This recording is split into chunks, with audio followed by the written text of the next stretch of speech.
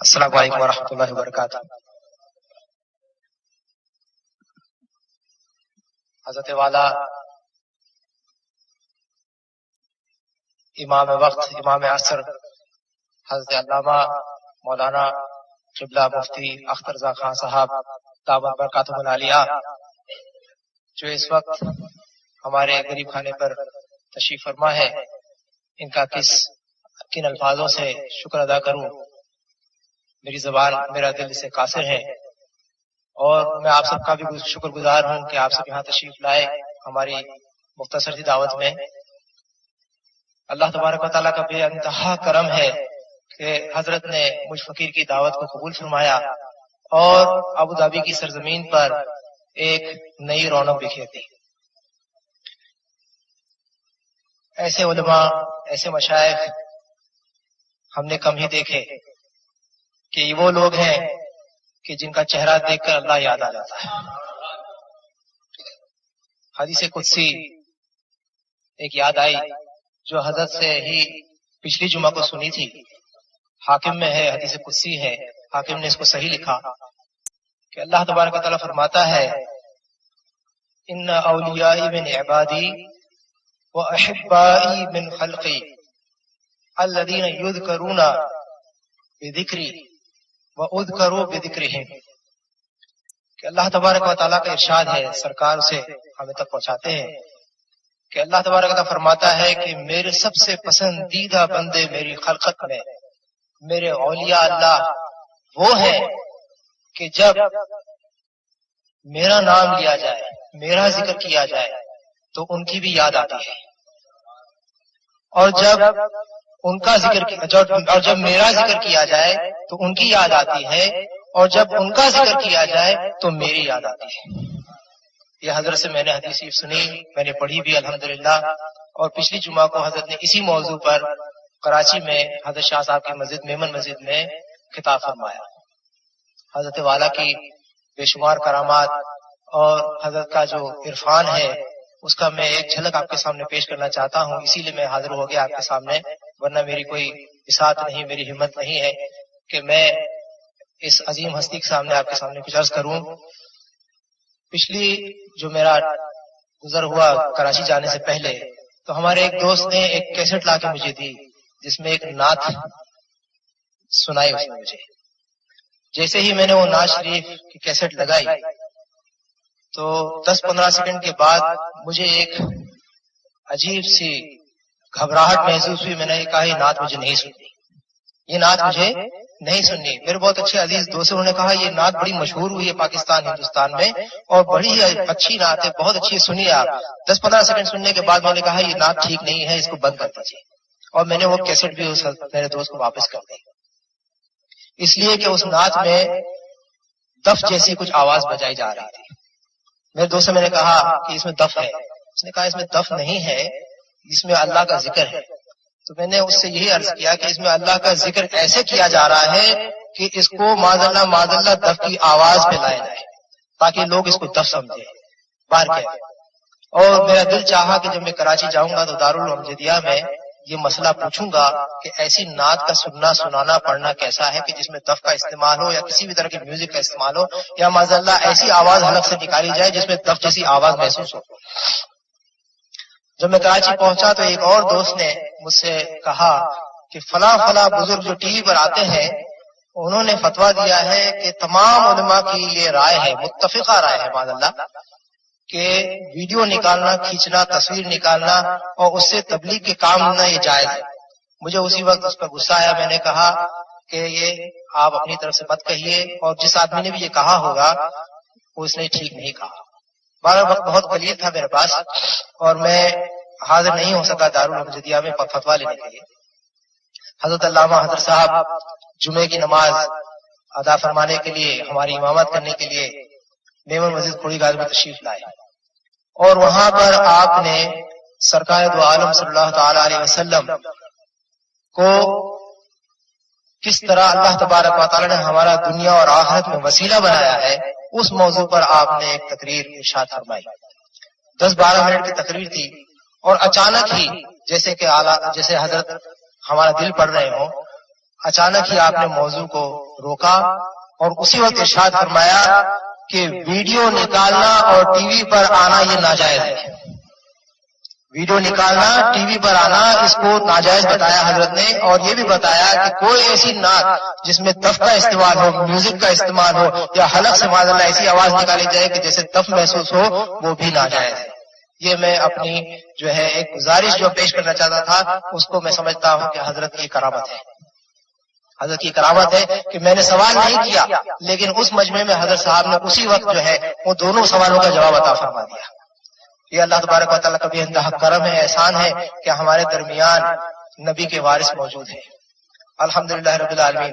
اسی بات کو میں ختم کرتے ہوئے حضرت والا سے عرض کروں گا کہ ہماری ہدایت کے لیے صرف چند منٹوں کے لیے، میں جانتا ہوں حضرت صاحب کافی تھکے ہوئے ہیں، علیل ہیں تھوڑے، لیکن میں گزارش کروں گا ہمارے فائدے کے لیے کہ حضرت چند منٹوں کے لیے ہمارے لیے کچھ ارشاد فرما دیں اور اس کے بعد دعائیں خیر کریں.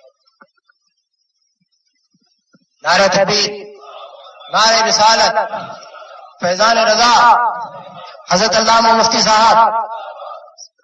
نحمده ونستعينه ونستغفره ونؤمن به ونتوكل عليه ونعوذ بالله من شرور انفسنا ومن سيئات اعمالنا. من يهد الله فلا مضل له ومن يضلل فلا هادي له.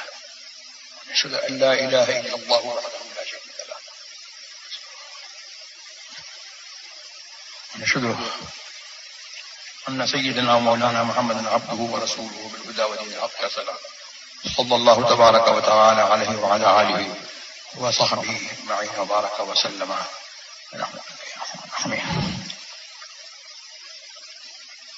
اما بعد فاعوذ بالله من الشيطان الرجيم.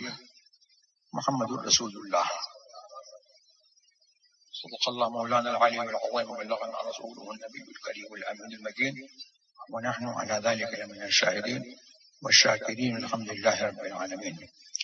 ان الله وملائكته يصلون على النبي يا ايها الذين امنوا صلوا عليه وسلموا تسليما. اللهم صل على سيدنا مولانا محمد العافية الابدان شفاء وقلب القلوب دواها من الابصار وضياها وآله وصحبه وبارك وسلم. درود شریف سنائیے. اللهم صل على سيدنا مولانا محمد العافية الابدان شفاء وقلب القلوب دواها.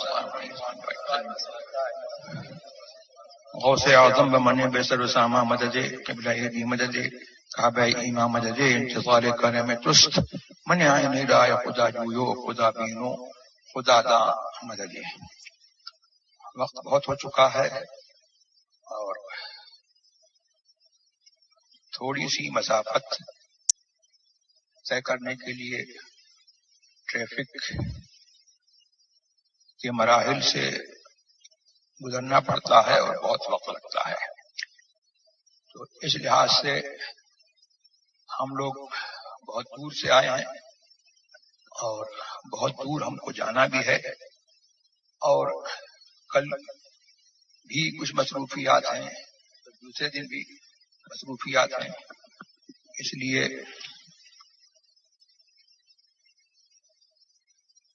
لیے بھی کوئی طویل گفتگو نہیں ہو سکتی. اور دوسری بات یہ ہے کہ میری طبیعت کبھی طویل گفتگو مختصر گفتگو کے لیے بھی پہلے سے آمادہ نہیں ہوتی. اور طبیعت کا یہ معاملہ ہے کہ کچھ بولنے کو طبیعت آمادہ ہی نہیں رہتی، اور اس وقت بھی کچھ طبیعت بولنے کو نہیں چاہ رہی ہے. بہرحال مسلک اعلی حضرت کی بات چل رہی تھی، اور اخیر میں مختلف مسئلے ابھی آپ نے سنے. تو مسلک اعلی حضرت کے تعلق سے میں یہ کہہ دوں کہ مسلک اعلی حضرت یہ کسی نئے دین کا نام نہیں ہے، کہ مسلک اعلیٰ حضرت سننے سے کسی کا ذہن اس طرف جائے کہ یہ اعلیٰ حضرت کا نکالا ہوا، ان کا چلایا ہوا، ایجاد کیا ہوا کوئی مسلک ہے، ایسا نہیں ہے، بلکہ یہ وہی مسلک ہے جس کا دوسرا نام مسلک اہل سنت ہے۔ اور اگر آپ یوں دیکھیں تو اصل دین جو ہے وہ محمد رسول اللہ کا دین ہے، اللہ کا دین ہے۔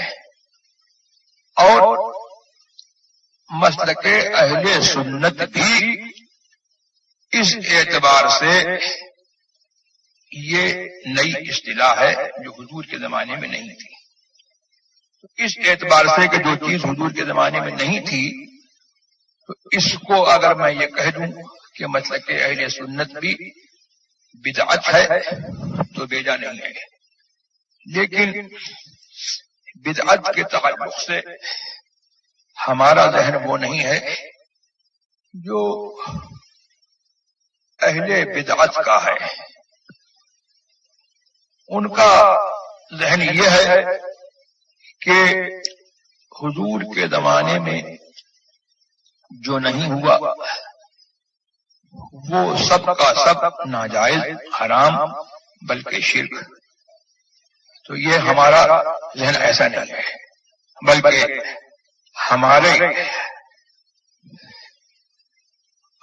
دین نے ہم کو یہ بتایا کہ حضور سرور عالم صلی اللہ تبارک و تعالی وسلم کی حیات ظاہری میں جو ہوا اور حضور نے اس کو مقرر رکھا، حضور کی اجازت سے ہوا، حضور نے اس کو مقرر رکھا، حضور نے فرمایا یا حضور نے اس کام کو کیا، یا حضور کے سامنے کیا گیا، یا حضور کو اس کی اطلاع ہوئی اور حضور اس پر خاموش رہے، یہ سب کا سب جو ہے وہ حضور کی حدیث ہے، اور یہ سب کا سب حضور کی اجازت کے تحت داخل ہے۔ اب اس میں آخری بات یہ کہ جس پر حضور خاموش رہے، جس پر حضور خاموش رہے، جس سے حضور نے منع نہ فرمایا، وہ حضور کی اجازت کے تحت داخل ہے۔ تو زمانہ جو ہے حضور کا وہ بھی زمانہ تھا جب حیات ظاہری میں تھے، اور آج زمانہ کس کا ہے؟ یہ زمانہ بھی حضور ہی کا ہے، یہ زمانہ بھی جو ہے وہ حضور ہی کا ہے۔ یہ اوروں کا ذہن ہوگا، ان کے یہاں جو ہے وہ تقسیم ہوگی کہ وہ زمانہ حضور کا تھا، یہ زمانہ حضور کا نہیں ہے، لیکن ہم اہل سنت والجماعت کا جو ہے یہ ماننا ہے اور ہمارا ایمان ہے، ہمارے ایمان کی آواز یہ ہے کہ ہر زمانہ حضور کا، وہ زمانہ حضور کا، یہ زمانہ حضور کا، اور قیامت تک ہر زمانہ حضور کا۔ اور حضور جو ہے کل بھی تھے، حضور آج بھی ہیں، حضور کل بھی رہیں گے۔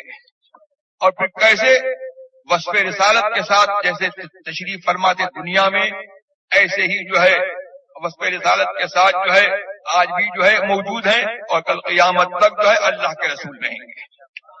اب میں بہت سمپل بول رہا ہوں، اب یہاں پر جو ہے ہمارے درمیان میں، ان کے درمیان میں جو ہے کلمہ جو ہے وہی فیصلہ کرتا ہے، اس لیے کہ ہم جس کا کلمہ پڑھتے ہیں لا الہ الا اللہ محمد الرسول اللہ، اللہ کے سوا کوئی معبود نہیں، محمد الرسول اللہ، محمد اللہ کے رسول ہیں، تو یہ کلمہ خود بتا رہا ہے کہ جیسے کل تھے زندہ آج بھی زندہ ہیں، جیسے کل رسول تھے آج بھی رسول ہیں، اور پھر جیسے جو ہے آج رسول تھے، کل رسول تھے، آج رسول ہیں، کل بھی رسول رہیں گے اور کل بھی زندہ رہیں گے۔ تو زندہ ہے، تو زندہ ہے واللہ، تو زندہ ہے واللہ، میری چشم عالم سے چھپ جانے والے۔ تو جس بات سے حضور نے منع نہیں فرمایا وہ ناجائز اور حرام نہیں ہو سکتی، اور وہ سب کا سب جو ہے وہ حضور کی حدیث کے حکم میں ہے، چاہے وہ حضور کی حیات ظاہری میں ہوا ہو، جس کو حضور نے جو ہے مقرر رکھا، یعنی اس کو منع نہیں فرمایا، حیات ظاہری میں منع نہیں فرمایا، وہ بھی حضور کی حدیث ہے، وہ بھی حضور کی سنت ہے۔ اور جس کو حضور نے جو ہے آج منع نہیں فرمایا، ان کی شریعت میں، ان کے رول میں جو ہے اس پر جو ہے پروہیبیشن نہیں ہے، اس پر ممانعت نہیں ہے، وہ بھی حضور کی سنت ہے۔ تو مسلک اہل سنت والجماعت جو ہے یہ اس اعتبار سے کہ حضور کے زمانے میں نہیں تھا یہ بدعت ہے، لیکن اس اعتبار سے کہ حضور نے اس کہنے سے منع نہیں فرمایا یہ عین سنت کے مطابق ہے۔ ہاں، اور اس سے پتہ لگا کہ بدعت جو ہے اچھی بھی ہوتی ہے اور بری بھی ہوتی ہے۔ ہر بدعت بری نہیں ہوتی، بلکہ بدعت اچھی بھی ہوتی ہے اور بری بھی ہوتی ہے۔ حضور کے زمانے میں یہ بات کہ صاحب حضور کے زمانے میں جو ہوا، جو حضور کے زمانے میں نہیں ہوا وہی بدعت ہے، اس کا مطلب ہے کہ جو حضور کے زمانے میں ہوا وہ سب اچھا ہے۔ حضور کے زمانے میں بہت سارے برے کام ہوئے تو کیا اچھے ہو جائیں گے؟ صحابہ کے زمانے میں بہت سارے برے کام ہوئے وہ اچھے ہو جائیں گے؟ تابعین کے زمانے میں بہت سارے برے کام ہوئے اچھے ہو جائیں گے؟ نہیں، مدار و مدار یہ ہے کہ شریعت نے جس کام کو برا کہا وہ برا، وہ حضور کے زمانے میں ہوا ہو یا حضور کے بعد جو ہے، حضور کے حیات ظاہری کے بعد جو ہے قیامت تک وہ کام ہو وہ برا رہے گا۔ اور جس سے اللہ رسول نے منع نہیں فرمایا وہ جائز ہے، اور اگر وہ کام جو ہے ایسے قواعد کے ساتھ کے تحت اور ایسے رول کے تحت داخل ہے کہ جو نیکی کے خیر کے اصول ہیں ان اصول کے تحت داخل ہے تو وہ کام اچھا ہے۔ تو یہ جو ہے مسلک اہل سنت والجماعت یہ بھی جو ہے نئی اصطلاح، یعنی صحابہ کے زمانے میں نہیں تھی، رسول کے زمانے میں نہیں تھی اور صحابہ کے زمانے میں نہیں تھی، لیکن اس کے بعد جب لوگوں میں بدعتیں پھیلی اور ناجائز عقیدے غلط خیالات جو ہے لوگوں میں رائج ہوئے تو اہل سنت والجماعت نے، سچے اسلام والوں نے جو ہے اپنی پہچان مقرر کی کہ اہل سنت والجماعت کہلائے۔ اور اہل سنت والجماعت کے دو گروہ ہوئے، ایک ابو منصور ماتریدی کے پیرو اور دوسرے گروہ کے امام حضرت ابو الحسن اشعری۔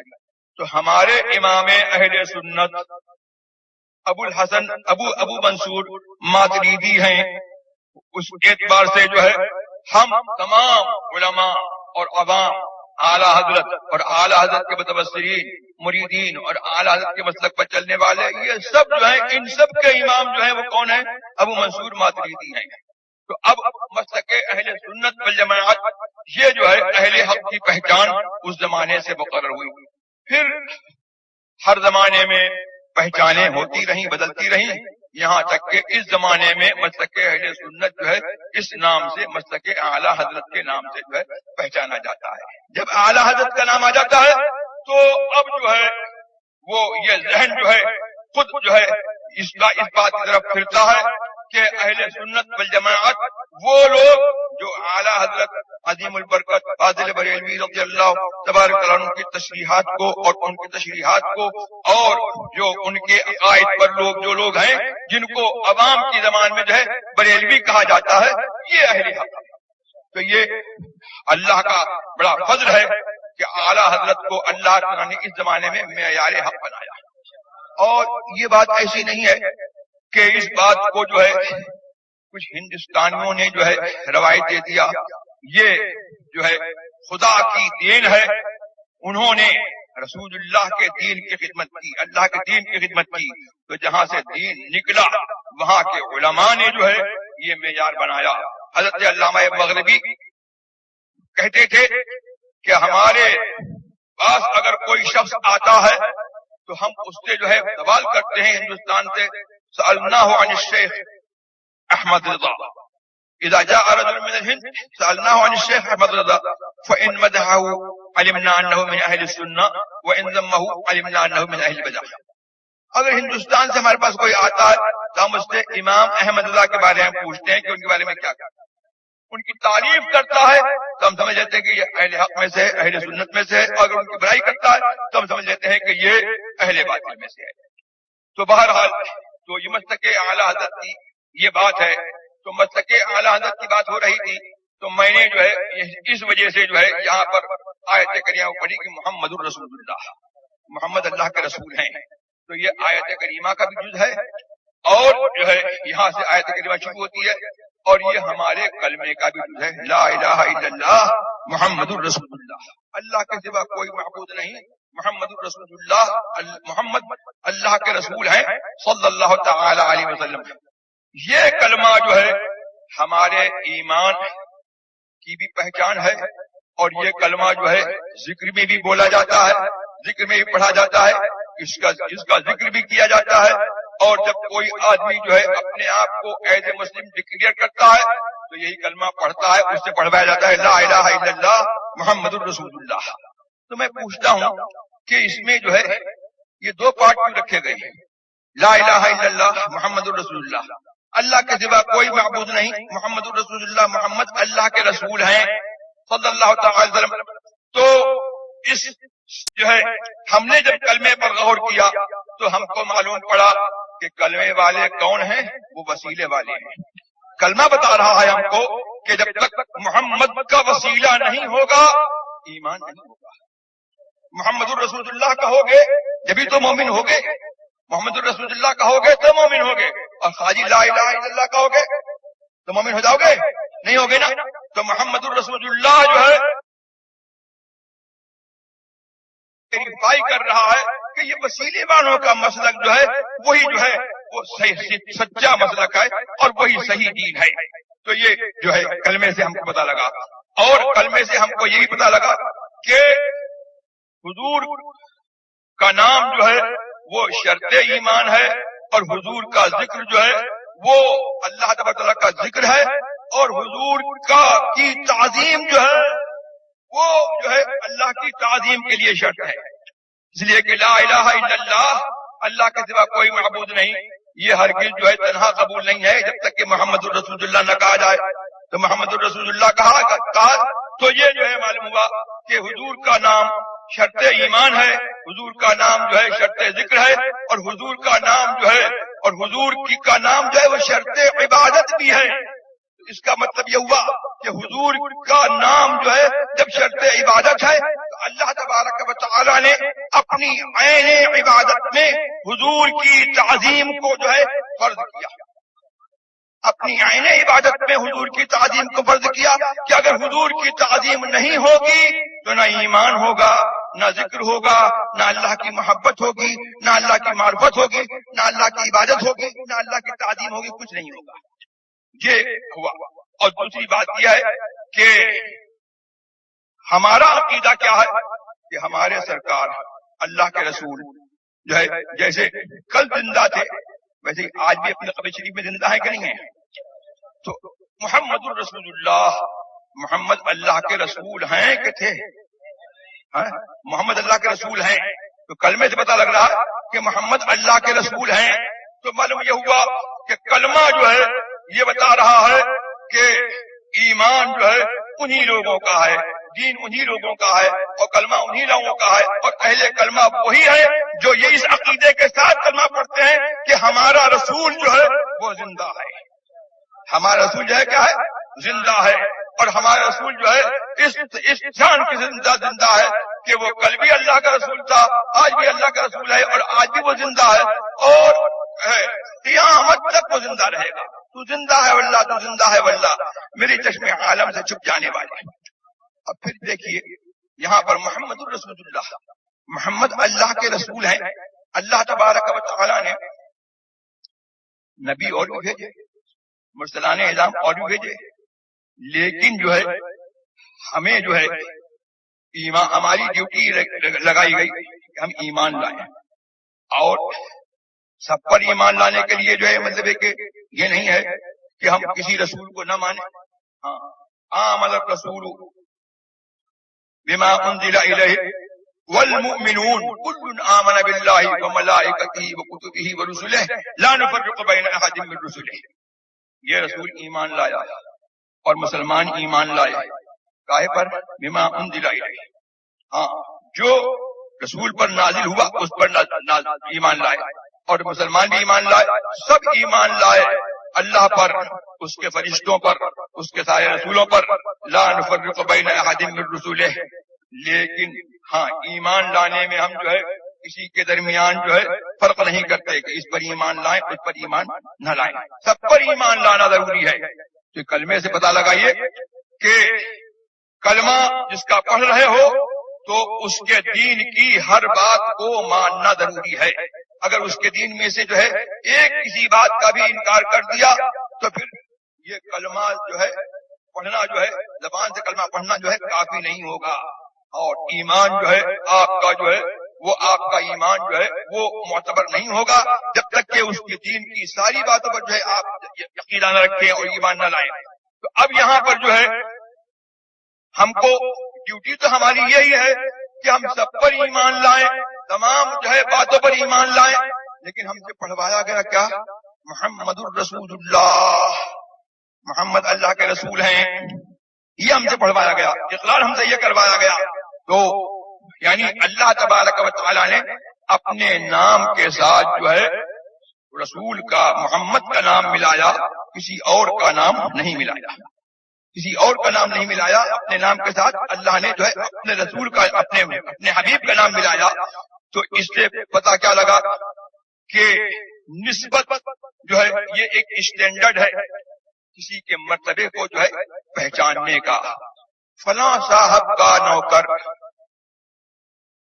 یہ اس سے بھی جو ہے ایک طرح کی نسبت جو ہے پتہ لگتی ہے۔ عاقب کا نوکر، اس کے بعد جو ہے آپ اور بڑھیے، امیر کا نوکر، حاکم کا نوکر، بادشاہ کا نوکر، وزیر اعظم کا نوکر، اس میں فرق ہے کہ نہیں ہے؟ ایک عام آدمی کے نوکر جو ہے اسے جو ہے تعظیم نہیں مل جاتی، لیکن ہم نے کہا وزیر کا نوکر، بادشاہ کا نوکر تو تعظیم سمجھ میں آتی ہے۔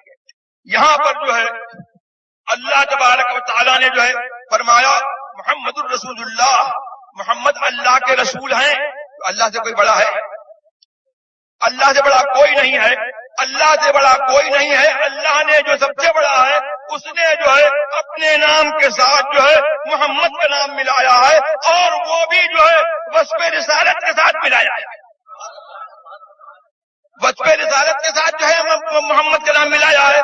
تو کیا معلوم ہوا کہ اللہ تبارک و تعالیٰ نے جو ہے یہ فیصلہ کر دیا کہ اللہ سب سے بڑا، اور رسولوں میں جو ہے سب سے بڑا رسول محمد ہے صلی اللہ علیہ وسلم۔ اور جب رسولوں میں سب سے بڑا رسول محمد ہے تو ساری مخلوقات میں جو ہے محمد کا مرتبہ جو ہے وہ سب سے افضل ہے۔ اور پھر یہ اس کلمے نے جو ہے ہم کو ایک بات یہ بھی دی کہ آپ کے یہاں جو ہے دنیا میں جو ہے تعظیم کا اسٹینڈرڈ جو ہے کچھ اور ہے، لیکن کلمے میں جو ہے کلمے نے بتایا کہ اللہ کے یہاں تعظیم کا اسٹینڈرڈ یہ ہے کہ جس کو مجھ سے نسبت ہے وہی تعظیم والا ہے، جس کو مجھ سے نسبت ہے وہی جو ہے عظمت والا ہے، اور جو ہے جس کو مجھ سے نسبت نہیں ہے اس کو جو ہے عظمت سے کوئی علاقہ نہیں ہے۔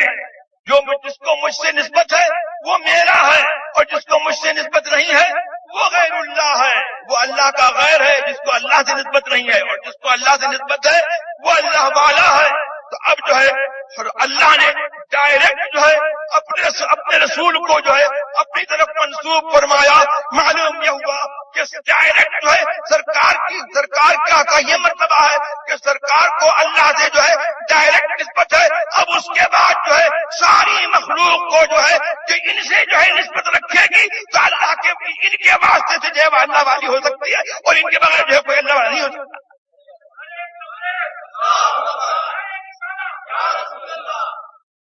تو یہ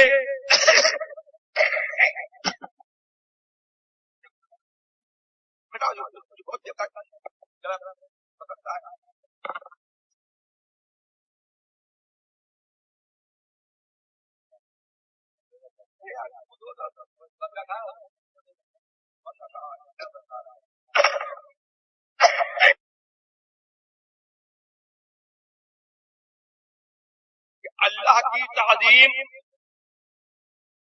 ڈائریکٹ نہیں ہو سکتی۔ اللہ کی تعظیم یہی ہے اور اللہ کا ذکر یہی ہے کہ اس کے محبوبوں کی اور اس کے برگزیدہ بندوں کا ذکر کرے اور ان کی تعظیم کرے۔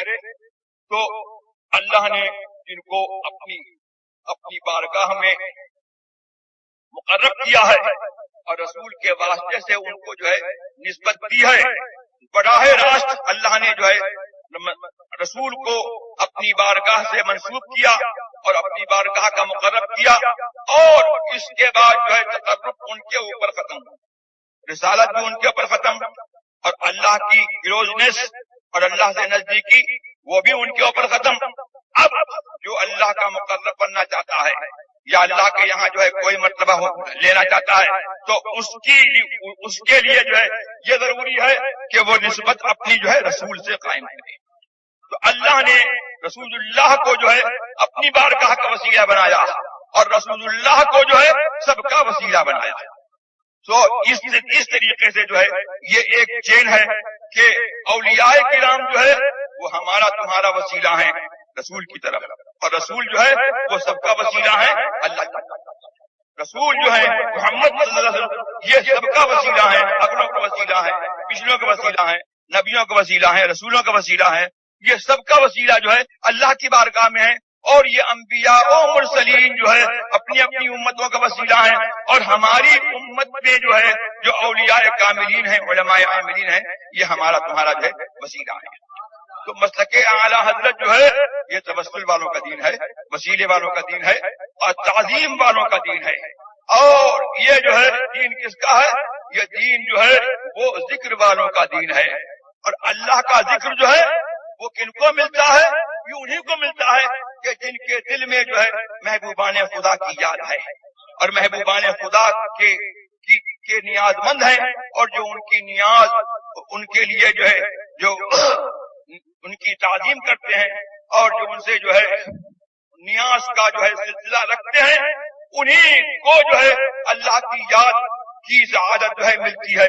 اور جن کا جو ہے جو واسطہ جو ہے بزرگان دین سے نہیں ہے تو وہ زبان سے جو ہے کلمہ پڑھیں، لیکن ان کی کلمہ گوئی جو ہے وہ ان کے لیے جو ہے فائدہ مند نہیں ہے۔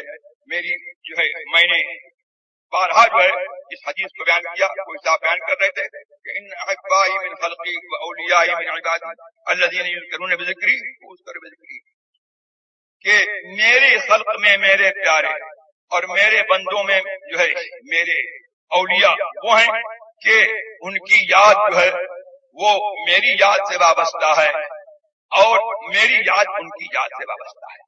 جب ان کی یاد ہوتی ہے تو میری یاد ہوتی ہے، اور جب میری یاد ہوتی ہے تو ان کی یاد ہوتی ہے۔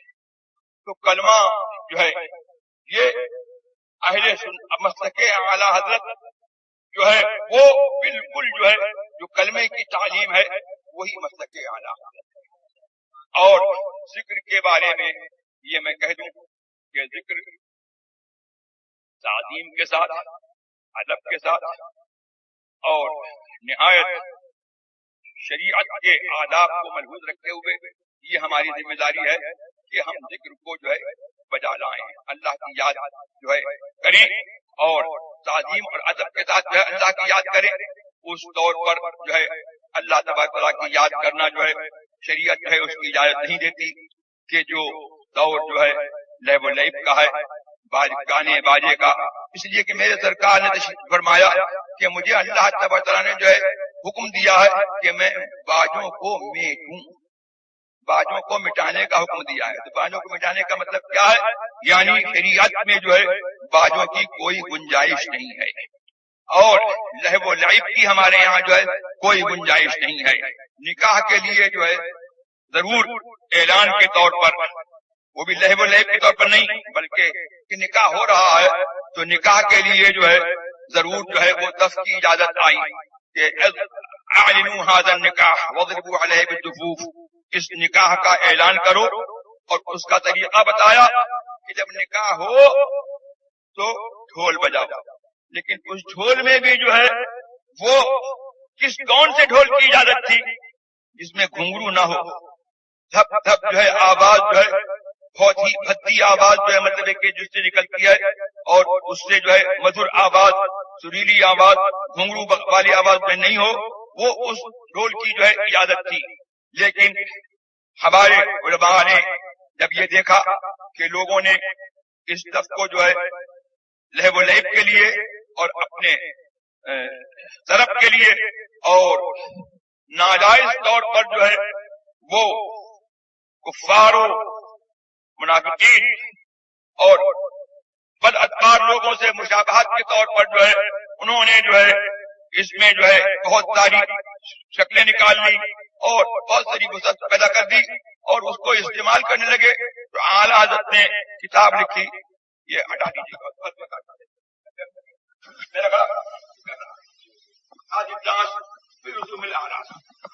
جس میں حالات نے یہ ثابت کیا کہ اب اس لفظ کی بھی مطلقاً اجازت نہیں ہے. اور حضور سرور عالم صلی اللہ تبارک و تعالی علیہ وسلم نے کبھی اپنی نعت, ذکر تو ذکر ہے, اپنی نعت کو بھی جو ہے لہو و لعب کے طور پر اور گانے کے طور پر آپ نے جو ہے اس کی اجازت نہیں دی. حضور کی خدمت میں ایک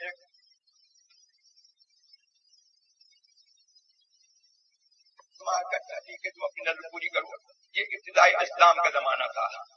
تو وہ کچھ جو ہے جنگ وغیرہ کے جو اشعار تھے وہ جو ہے پڑھنے لگی. اس کے بعد جو ہے ایک نعت کا شعر اس نے پڑھا کہ فینا نبی یعلم ما فی غد, کہ ہمارے اندر ایک وہ نبی ہے جو غیب کی خبر جانتا ہے اور کل کیا ہونے والا ہے اس کو وہ معلوم ہے. تو یار لوگوں نے جو ہے اس کو جو ہے دلیل بنا لیا کہ حضور کو غیب کی خبر نہیں ہے, کل کیا ہونے والا ہے اس کی خبر نہیں ہے. لیکن حالانکہ اس پہ یہ نہیں ہے. حضور نے یہ فرمایا کہ یہ رہنے دو, جو تم کہہ رہی تھی وہی کہہ رہے. اس پر فتح الباری میں حضرت علامہ ابن حجر نے کہا کہ یہ اس لیے منع فرمایا کہ حضور کا ذکر اور حضور کی نعت جو ہے وہ انداز لہو و لعب پر اور گانے کے انداز پر, ساز کے انداز پر جو ہے حضور کا ذکر جو ہے کیونکہ مناسب نہیں تھا, زیادہ حضور نے منع فرمایا. تو یہ تو حضور کا ذکر ہے. تو لا الہ الا اللہ اور اللہ اللہ یہ لفظ کے اوپر یا ساز کے اوپر, یا مطلب یہ ہے کہ جو ایسی آواز جو لفظ کے مشابہ ہو, لفظ کے مشابہ ہو یا ساز کے مشابہ ہو, اس کی اجازت جو ہے وہ کیسے ہو سکتی ہے؟ لفظ ہو یا لفظ کے مشابہ کیسٹ میں آواز بھر لی جائے تو وہاں پر جو ہے لفظ تو نہیں بج رہا ہے, اس کی ایک کاپی ہے. اسی طریقے سے جو ہے جو ساز وغیرہ ہوتا ہے تو یا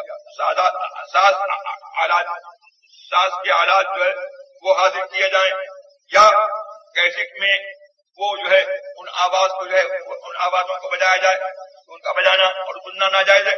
یا اگر کوئی اپنی حلق سے کسی طریقے سے جو ہے ایسی لے بنا لے جس سے معلوم ہو کہ کوئی گانا یا ساز جو ہے وہ ادا ہو رہا ہے تو اس کی اجازت جو ہے وہ ہرگز نہیں ہو سکتی.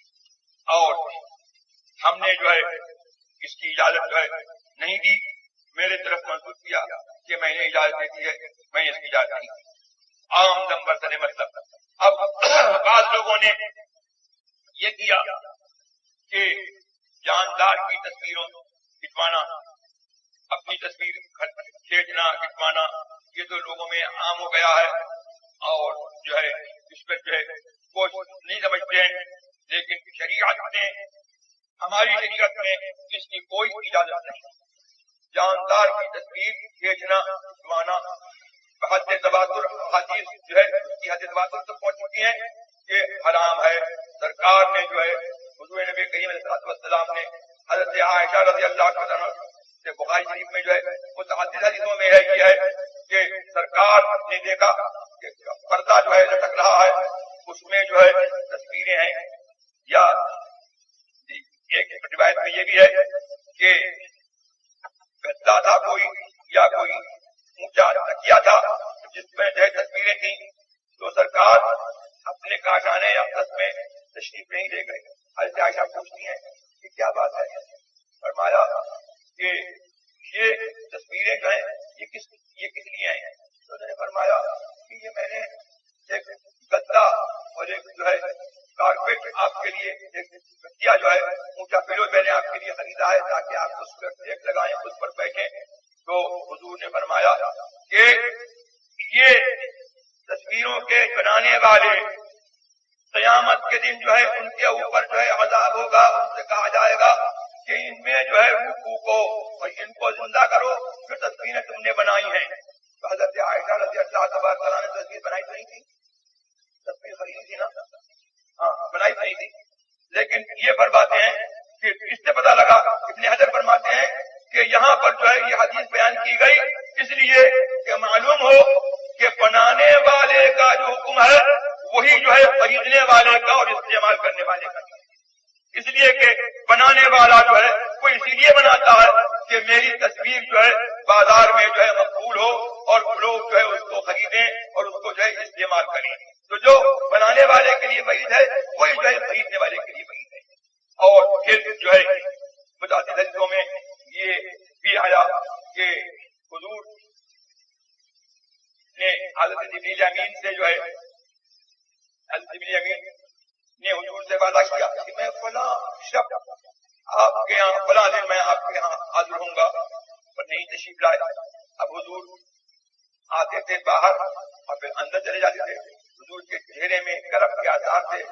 پھر اس کے بعد حضرت جبریل امین جو ہے وہ تشریف لائے اور فرمایا کہ میں اس وجہ سے نہیں آیا کہ آپ کے دروازے پر جو ہے کچھ تصویریں تھیں، کچھ مجسمے تھے، اسٹیچوز تھے، میں نے اس وجہ سے نہیں آیا، اور نیچے آپ کے پلنگ کے نیچے جو ہے کتے کا پلہ تھا، لہذا کتے کے پلے کو حکم دیجیے کہ وہ نکالا جائے، اور جو ہے ان تصویروں کو حکم یہ دیجیے کہ ان تصویروں کو جو ہے کاٹ دیا جائے، اور یہ اگر ان تصویروں کو مٹایا جائے اور اگر یہ تصویریں جو ہے رکھنا ہی ہیں تو اس طور پر ہو کہ ان کو جو ہے کاٹا جائے کہ یہ پیڑ کی شکل پر ہو جائیں اور جاندار کی تصویر نہ رہے۔ اور پھر یہ فرمایا کہ ہم فرشتے جو ہے اس گھر میں نہیں آتے ہیں جس میں جاندار کی تصویر ہو یا کتا ہو۔ تو حضرت حضور کو تو خبر ہی نہیں تھی، حضور کو خبر نہیں تھی، اور اس کے باوجود جو ہے حضرت جبریل امین تشریف نہیں لائے۔ معلوم یہ ہوا کہ فرشتے رحمت کے فرشتے اس گھر میں نہیں آتے ہیں جہاں جاندار کی تصویر ہو، اگرچہ لگانے والے کو خبر نہ ہو اور لگانے والا جو ہے اس سے راضی نہ ہو۔ اور جو ہے یہ بھی معلوم یہ ہوا کہ تصویر جو ہے وہ چاہے جو ہے پتھر سے بنائی جائے یا لکڑی پر بنائی جائے، یا تصویر جو ہے وہ کپڑے میں ہو، یا تصویر جو ہے وہ کسی طور پر جو ہے بنے، بہرحال جاندار کی تصویر جو ہے وہ ناجائز و حرام ہے۔ اب کچھ لوگ جو ہے وہ یہ کہتے ہیں کہ دینی اغراض کے لیے اور مولانا لوگوں کی یا پیر لوگوں کی جو ہے تصویروں کو جو ہے کھنچوانا اور اس کو جو ہے بنوانا جو ہے وہ جائز ہے، اس لیے کہ تبلیغ کا ذریعہ ہے۔ میں پوچھتا ہوں کہ انبیاء کرام اور حضرت مریم اور حضرت نوح علیہ السلام کے بعد جو ہے کچھ جو صالحین تھے، جو حدیث میں آیا ہے کہ یغوث یعوق نصر، یہ لوگ اولیاء کے نام تھے، تو ان کی تصویروں کو جو ہے انہوں نے لوگوں نے، شیطان نے کہا کہ ان کو جو ہے بناؤ، ان تصویروں کو بناؤ۔ انہوں نے جو ہے تصویروں کو بنایا، بنانے کے بعد جب ان کو رکھا تو پھر شیطان نے کہا کہ یہی تمہارے جو ہے وہ خدا تھے، خدا جو ہے وہ ان کو جو ہے پوجنے لگے۔ حضور نے جو ہے ان پر جو ہے لعنت فرمائی۔ تو میں پوچھتا ہوں کہ انبیاء کرام کی تصویریں اور حضرت مریم کی تصویر جو کعبے میں تھی، حضور تشریف نہیں لے گئے جب تک کہ ان تصویروں کو مٹا نہیں دیا گیا، اور جو ہے تو اگر تبلیغ کے لیے جو ہے یہ تصویریں جو ہے کارگر ہو سکتی تھی تو ان اولیاء کی تصویریں اور انبیاء کی تصویریں جو ہے ان کو بیٹے کا حکم کیوں دیا گیا ہے؟ اس سے پتا لگا کہ تصویر کا ہماری شریعت میں جو ہے کوئی جو ہے دخل نہیں ہے، اور ہمارا دین جو ہے وہ لہو و لعب کا دین نہیں ہے۔ ہمارا دین جو ہے وہ جو ہے اس کو لہو و لعب بنانا اور کھیل تماشا بنانا جو ہے وہ جائز نہیں ہے۔ زیادہ جو ہے جن صاحب نے جو ہے اس سلسلے میں جو ہے ابھی ذکر کیا، میں ان کو مبارکباد دیتا ہوں، اور ہمارا الحمدللہ یہی مسلک ہے۔ ہمارا معاملہ یہ ہے کہ ہمارا عمل جو ہے اگر شریعت کے خلاف ہے تو ہم جو ہے یہی کہیں گے کہ یہ ہمارا عمل ہے، لیکن ہم اپنا فتویٰ جو ہے اپنے عمل کی وجہ سے نہیں بدلیں گے، اپنا فتویٰ اپنے عمل کی وجہ سے نہیں بدلیں گے۔ اب دنیا کا معاملہ یہ ہو گیا کہ فتوے جو ہے وہ جو ہے عمل کے مطابق کیے جا رہے ہیں، لیکن جو ہے شریعت جو ہے اس بات کی متقاضی ہے کہ اپنے عمل کو شریعت کے مطابق بناؤ، اور اگر کسی کسی وجہ سے جو ہے آپ مجبور ہیں یا شامت اعمال سے جو ہے آپ جو ہے اس حکم پر عمل نہیں کر سکتے، تو کم سے کم جو ہے یہ ادنا درجہ ایمان ہے. اس کے علاوہ جو اس کے بعد درجہ ایمان نہیں ہے کہ حرام کو حرام جانو. اللہ تبارک و تعالیٰ ہمیں اور آپ کو سب کو اہل سنت جماعت کے مسلک پر قائم رکھے اور جو ہے شریعت کے اصول پر اور شریعت کے قواعد ضوابط پر چلنے کی توفیق عطا فرمائے.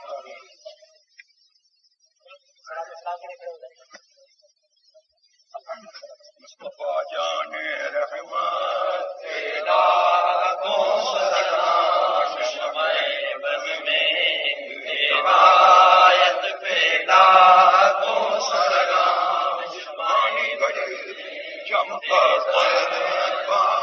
چاند سے دل افروز ساعت پیدا کو سلام.